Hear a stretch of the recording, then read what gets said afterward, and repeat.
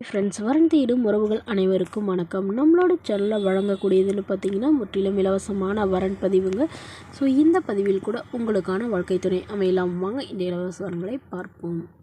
பெயர் சாவித்ரி, வயது 40 வயது ஆகுதுங்க. ராசி விருச்சக ராசிங்க. ஜாதின்னு பார்த்தீங்கன்னா இந்துல கொங்கு கவுண்டர் சமுதாயத்தை சார்ந்தவங்க. இதில் உட்பிரிவு எதுவாக இருந்தாலும் சம்மந்தம்னு சொல்லியிருக்காங்க. படிப்பு பிஎஸ்சி பிஎட் முடிச்சிருக்காங்க.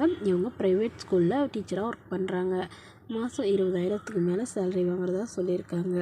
இவங்களோட திருமண நிலைன்னு பார்த்தீங்கன்னா இவங்களுக்கு செகண்ட் மேரேஜ் தாங்க. ஸோ வரக்கூடிய இருக்கும் ஃபஸ்ட்டாக இருந்தாலும் ஓகே, செகண்டாக இருந்தாலும் ஓகேன்னு சொல்லியிருக்காங்க. இவங்களுடைய முகவரின்னு பார்த்தீங்கன்னா கன்னியாகுமரியை சார்ந்தவங்க. மணமகளுடைய வசதி நிலைன்னு பார்த்தீங்கன்னா இவங்க ஓரளவு மிடில் கிளாஸ் ஃபேமிலிங்க. சொந்தமாக வீடு இருக்கிறதா சொல்லியிருக்காங்க.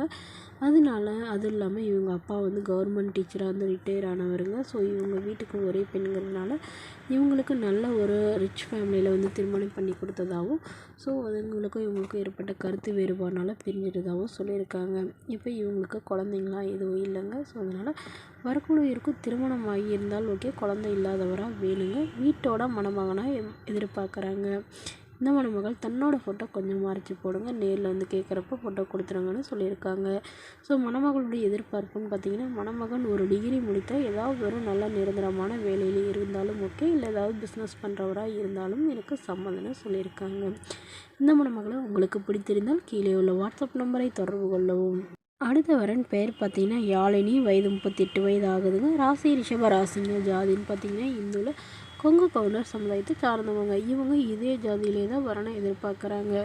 படிப்பு பிஏ முடிச்சிருக்காங்க. ப்ரைவேட் கம்பெனியில் வேலை பார்த்துட்ருக்காங்க. மாதம் 18,000 சம்பளம் வாங்குறதா சொல்லியிருக்காங்க.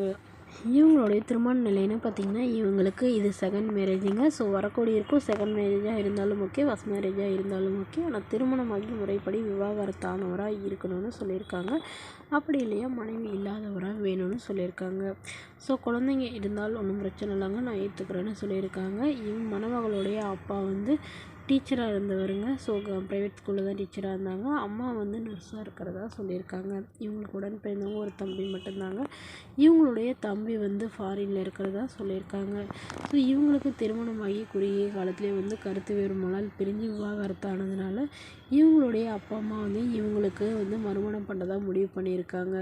ஸோ இந்த மணமகள் தன்னோட ஃபோட்டோ கொஞ்சம் மறைச்சி போடுங்கன்னு கேட்டதுனால ஃபோட்டோ கொஞ்சம் மறைச்சி போட்டிருக்காங்க. நேரில் வந்து கேட்குறப்ப ஃபோட்டோ கொடுத்துருங்கன்னு சொல்லியிருக்காங்க. மணமகளுடைய எதிர்பார்ப்புன்னு பார்த்தீங்கன்னா மணமகன் ஓரளவு நல்லா படித்தவராக இருக்கணுங்க. ஒரு நல்ல ஃபேமிலியாக இருக்கணும்னு எதிர்பார்க்குறாங்க. பெரிய குடும்பமாக இருந்தாலும் பிரச்சனை இல்லைங்க. ஆனால் எந்தவித எதிர்பார்ப்பும், அதாவது காசு பணமாக இந்த மாதிரி எந்தவித எதிர்பார்ப்பும் இல்லாதவராக வேணும்னு கேட்டிருக்காங்க.